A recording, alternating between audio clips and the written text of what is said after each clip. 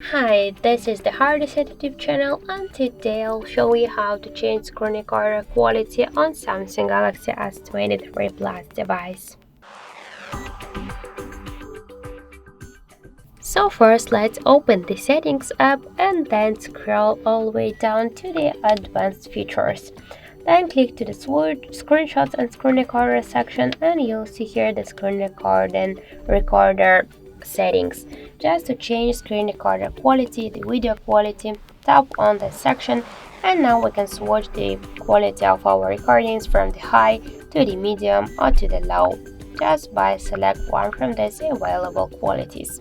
Also, we got one more way how we can launch the screen recorder settings. First, we should open notification panel shortcuts and somewhere here find the screen recorder icon. Just hold for a while this icon, and now we can see here the sound settings, so we can change them. But if you wanna launch the full settings, just hold for a while it, and now we can see the same screen recorder settings. So after that we can switch our video quality. So that's it. Thank you for watching, and if you find this video helpful, don't forget to leave a like, comment and to subscribe our channel.